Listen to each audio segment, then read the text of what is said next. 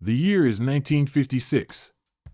The Cold War simmered, a global struggle for influence between the United States and the Soviet Union, defined by an escalating nuclear arms race and pervasive proxy battles. In our timeline, the U-2 spy plane provided the U.S. with a critical intelligence edge for years, flying undetected deep into Soviet territory. But what if this groundbreaking program, for all its revolutionary capability, was deemed too risky from the outset?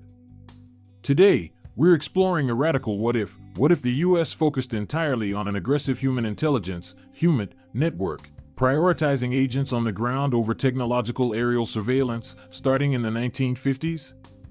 Our point of divergence is 1955. Picture President Eisenhower, deeply concerned by the moral and political implications of violating Soviet airspace, or perhaps convinced by intelligence that Soviet high-altitude missile defenses were far more advanced than thought. He makes a pivotal decision. The U-2 program is not just curtailed, but outright canceled. Its vast resources, its brilliant engineering minds, and its immense budget are all redirected.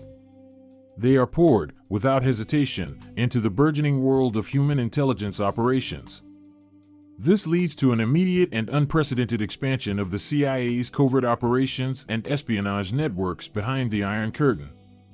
We're talking about not hundreds, but thousands of highly trained American and Allied agents, infiltrators, double agents, and elaborately constructed sleeper cells, meticulously planted deep within the Soviet Union and its satellite states. Money flows like a river, technology is miniaturized and refined for clandestine use, and manpower is diverted from conventional military roles to the subtle, deadly game of espionage. The goal is to weave a vast, sophisticated web of spies, analysts, and saboteurs across the adversary's heartland. The very nature of the Cold War transforms, becoming even more shadowy, personal, and brutal. Instead of relying on clear photographic evidence from thousands of feet up, American intelligence now pieces together the opaque Soviet puzzle through whispers in dark alleys, meticulously stolen documents, the harrowing debriefings of defectors, and daring, often suicidal, acts of sabotage against critical military and industrial targets. The intelligence gleaned, while perhaps less comprehensive in its broad strokes, is far more granular, insidious, and potentially devastating. It reveals not just the what, but the how and why, deeper insights into Soviet leadership's true intentions, the morale of its armed forces, and the internal vulnerabilities of its rigid, authoritarian system. However, this alternate reality comes at a truly terrifying human cost. The failure rates for human spies are inherently, tragically high. Imagine a constant, horrifying stream of agents being captured, subjected to brutal interrogation, tortured, and inevitably executed by the ruthless KGB. The diplomatic fallout from exposed spy rings becomes not an occasional tremor, but a continuous series of explosive tremors, far more frequent and damaging than the single, isolated incident of a downed U-2. It would lead to an endless cycle of diplomatic expulsions, tit-for-tat arrests, and direct, undeniable confrontations between intelligence agencies, blurring the already thin lines between espionage and outright acts of war. The global perception of American foreign policy also shifts dramatically. Without the seemingly clean, technological edge of aerial reconnaissance, the U.S. is viewed as more aggressive, more underhanded, and chillingly, more willing to risk direct human lives in its intelligence gathering. This strains alliances, sowing seeds of doubt and resentment among European partners who find their own territories becoming clandestine battlegrounds. Anti-American sentiment flares across the globe, fueled by the grim revelations of covert operations gone wrong. Domestically, the intelligence community itself becomes an even more secretive and powerful entity, operating with almost no effective oversight as it manages this vast, global, clandestine network. The American public, starved of verifiable facts and facing a constant, unseen threat, remains largely unaware of the horrific human price paid in the Cold War's shadows, as the spy versus spying narrative plays out in a realm of absolute secrecy. Beyond the immediate human and diplomatic costs, a human-first approach spawns numerous, profound ripple effects, beginning with the CIA's internal culture. With a paramount emphasis on ground operations, the agency transforms. It becomes even more intensely compartmentalized, almost balkanized, with individual case officers wielding immense, almost feudal, power within their tightly controlled networks of agents. Their authority over their assets is absolute. Training shifts fundamentally. Less time is spent on photographic interpretation or aerial intelligence analysis, and far more on the brutal realities of tradecraft, executing flawless dead drops, mastering one-time pads and clandestine communications, developing impenetrable cover stories, and honing psychological resilience to withstand unimaginable duress. The agency's budget undergoes a dramatic, covert restructuring, prioritizing enormous funds for safe houses scattered across continents, meticulously forged false identities, massive bribery operations, and the high-risk, high-reward extraction of compromised assets. The very definition of success within the agency pivots from clear, tangible photographic evidence to the nuanced, ambiguous, and often deeply personal gains of human penetration, a stolen document, a whispered conversation, an insight into an enemy's psyche. Analyst roles swell, tasked with sifting through mountains of often conflicting or incomplete human intelligence, desperately seeking patterns and attempting to verify the veracity of sources that could be double agents. Recruitment broadens to include an astonishingly wide array of linguistic and cultural specialists, individuals capable of blending seamlessly into diverse societies, building trust, and exploiting vulnerabilities under immense pressure. The psychological profiles of potential agents become paramount, favoring those with exceptional adaptability, unwavering resilience, and a profound, almost predatory, understanding of human nature. The CIA's organizational structure might evolve into a more decentralized model, with regional hubs acting as semi-autonomous command centers for their local networks, increasing operational flexibility but also multiplying the risk of rogue operations, independent failures, or even unintended escalations.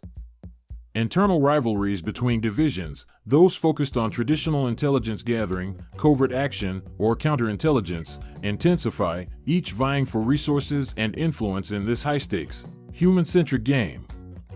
The Kremlin's response would be swift, ruthless, and total. The KGB, already a formidable and brutal force, is galvanized by the pervasive threat of thousands of foreign agents operating on its sacred soil. Their counterintelligence operations intensify to an almost unimaginable degree, leading to an even more suffocating and oppressive internal security apparatus. Paranoia runs rampant, not just within the highest echelons of the Soviet leadership, but throughout the general populace. False flag operations and the deliberate feeding of disinformation become even more sophisticated tools in the KGB's arsenal, aimed at sowing deep distrust within American networks and creating internal chaos. The Iron Curtain, a metaphor in our timeline, becomes a near-physical barrier, thickening to an almost impenetrable degree. Travel and communication with the West become virtually impossible for ordinary citizens, and the flow of any intelligence, in either direction, is choked. The recruitment of double agents becomes a primary, relentless objective for the Soviets, turning American assets into conduits of carefully crafted lies, potentially leading to catastrophic miscalculations by Washington. The KGB's internal purges, already a grim feature of Soviet history, might intensify further, as they ruthlessly root out suspected collaborators or those deemed insufficiently vigilant against the omnipresent foreign threat. Public denunciations and show trials of captured spies become a regular, terrifying spectacle designed to instill maximum fear, rally patriotic fervor, and demonstrate the regime's absolute control. This heightened internal security also impacts the Soviet Union's scientific and military research, pushing it even deeper underground, making it exponentially more difficult for Western intelligence to penetrate. Every new scientific breakthrough, every new weapon system, becomes a closely guarded secret, surrounded by layers of counterintelligence designed to detect any foreign interest. Furthermore, the moral compass of the Cold War would be severely tested, perhaps even broken. Without the relatively impersonal nature of aerial reconnaissance, where risk was primarily technological, the conflict feels overwhelmingly like a direct, personal struggle for agents on the ground. The lines between right and wrong, acceptable risk and reckless endangerment, blur into an indistinguishable gray. Would the U.S. be willing to sacrifice agents to glean information that might only offer a marginal advantage? Would the intelligence gain truly be worth the inevitable human toll and the profound moral compromises required to sustain such a vast, blood-soaked network?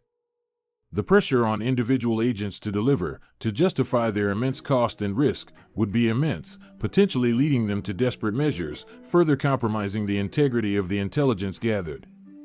The sheer number of lives at stake, both American and foreign assets, would cast a long, grim shadow over every intelligence briefing. Ethical debates within the U.S. government and intelligence community would be far more intense and frequent than in our timeline, potentially creating deep, unbridgeable divisions between those advocating for aggressive human and those prioritizing human rights and diplomatic stability. The concept of asset handling becomes a constant ethical tightrope, with the lives, freedoms, and well-being of foreign nationals often dependent on the cold, calculating decisions of distant handlers. The potential for blowback from operations that go wrong, or from assets who turn against their handlers out of resentment or fear, would be a perpetual, terrifying concern, adding layers of complexity and danger to an already perilous game. The constant ethical strain would affect decision-making at every level, from the field agent to the president. The impact on global proxy conflicts would also be profound. In our timeline, the U-2 offered a strategic overview, allowing the U.S. to assess Soviet involvement and capabilities from a distance. In this alternate reality, human agents are embedded directly in these conflicts, offering real-time, on-the-ground intelligence, but also placing them in direct harm's way during covert support operations or daring sabotage missions. This could lead to far more direct, albeit deniable, U.S. involvement in conflicts like the Korean War's aftermath, the Suez Crisis, or the early, simmering stages of Vietnam. The nature of these proxy wars might shift from ideological battles fought by conventional armies to more asymmetrical conflicts, with intelligence operatives playing a central role in training, arming, and directing local insurgent groups or counterinsurgency forces.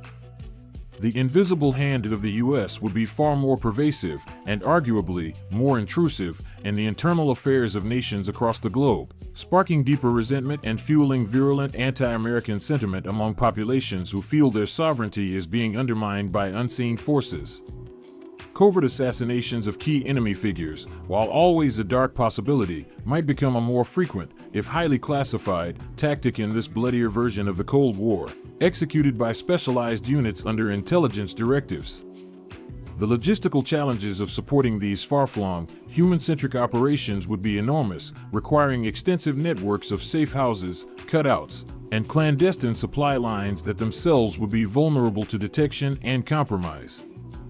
The need for rapid exfiltration capabilities would also become paramount, leading to the development of highly specialized, small unit teams dedicated to rescuing compromised agents from hostile territory, blurring the lines even further between intelligence gathering and special operations warfare, essentially creating a continuous, undeclared global war. Finally, consider the long-term implications for technological development. Without the massive, sustained investment in the U-2 and subsequent generations of reconnaissance aircraft, like the State Route 71 and early satellite programs, what other technological advancements might have been delayed or never come to fruition in our timeline? Would satellite reconnaissance, which truly came into its own later in our timeline, have been accelerated by the sheer lack of aerial alternatives? Or would the all-consuming focus on human have stifled its early development due to a perceived lack of need for impersonal intelligence? It's possible that the very nature of Cold War technological competition would have shifted fundamentally, with less emphasis on aerospace and more on secure communications, advanced miniaturization for espionage devices, bugs, cameras, listening devices, and sophisticated psychological operations tools. Encryption technology would likely see an explosive boom, driven by the desperate need to protect agent communications, as would techniques for secure radio communications, microfilming, and methods of hiding data. Counter-surveillance technologies, too, would advance rapidly, as the Soviets desperately sought ways to detect, track, and neutralize the pervasive human threat.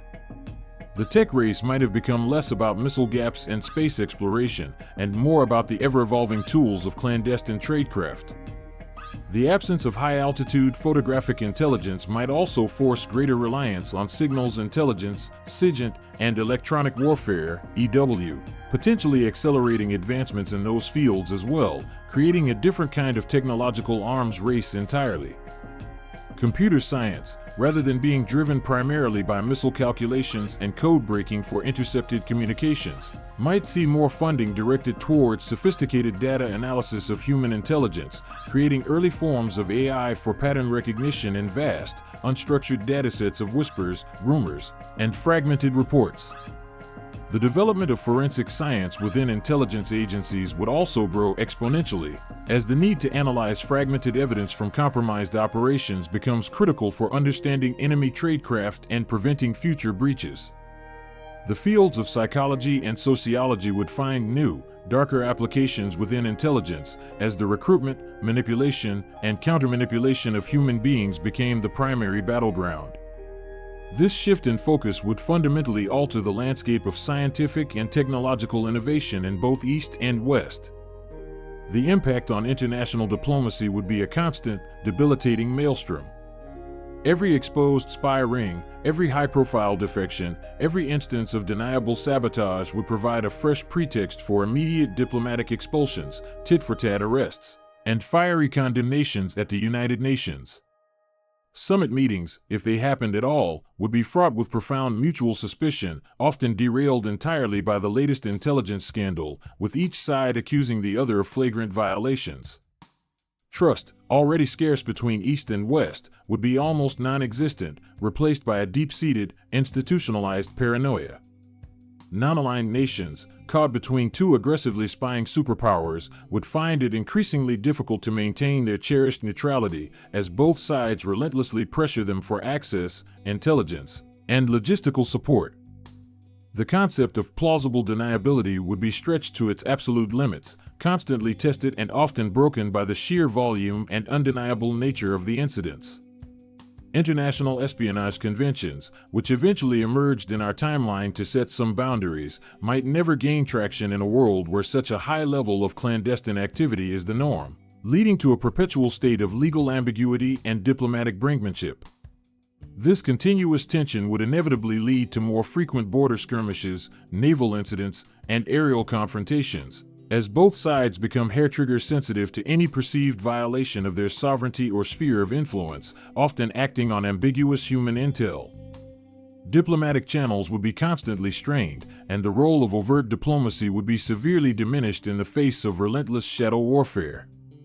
Domestically, the American public's perception of the Cold War would be shaped by a steady, disquieting diet of clandestine drama. While specifics would be hidden under layers of classification, the frequent reports of incidents abroad, the mysterious disappearances of individuals, and the occasional high-profile defector or spy trial would create an atmosphere of perpetual unease and suspicion. Trust in government secrecy might erode, leading to persistent public demands for greater oversight of the intelligence community, even as the government tightens its grip on information. Conversely, a constant external threat, fueled by the narrative of shadowy Soviet agents operating everywhere, could also foster a fierce sense of national unity and rally public support behind aggressive, covert actions, even at significant human cost. The press would be in a constant, delicate dance with the intelligence agencies, attempting to uncover stories while being heavily constrained by national security concerns, leading to a dynamic of both sensationalism and self-censorship. The intelligence community might become an even more powerful, almost untouchable, branch of government, operating with budgets and mandates that remain largely opaque to the public and even to many elected officials, leading to potential abuses of power and a profound deepening of the deep state phenomenon, where unelected officials wield immense, hidden influence. The civil liberties debate would likely intensify earlier and more sharply than in our timeline, as government surveillance and counter-espionage efforts inevitably begin to impact the lives of ordinary citizens, leading to wiretaps, mail interception, and surveillance within American borders. Whistleblowers, if they emerged, would face even more severe penalties and sophisticated suppression tactics, given the heightened paranoia surrounding any breach of secrecy. The Cold War's duration and outcome would also be profoundly affected. In our timeline, the U-2 and later satellites provided a clear, verifiable picture of Soviet strategic capabilities, which helped manage the arms race, prevent accidental escalation, and ultimately contributed to détente. Without this clear picture, reliance on potentially flawed, manipulated, or incomplete human intelligence could lead to catastrophic miscalculations, dangerous overestimations of enemy strength, or even critical underestimations, any of which could push the world terrifyingly closer to nuclear conflict. The Cuban Missile Crisis, for instance, might play out very differently if intelligence on Soviet missile deployments depended entirely on human sources, with all their inherent risks of compromise and misinformation, rather than the undeniable photographic evidence provided by aerial reconnaissance. The strategic stability that technological surveillance often provided might be entirely absent, replaced by a volatile environment where paranoia and distrust are constantly fueled by conflicting human reports. The very nature of deterrence would shift dramatically, from a visible balance of power to a hidden struggle of wits and infiltration, making it exponentially harder to gauge real threats and intentions. The absence of verifiable, overhead intelligence might also encourage both sides to build larger, potentially redundant, nuclear arsenals out of an abundance of caution and fear, ironically increasing the very risk of global annihilation.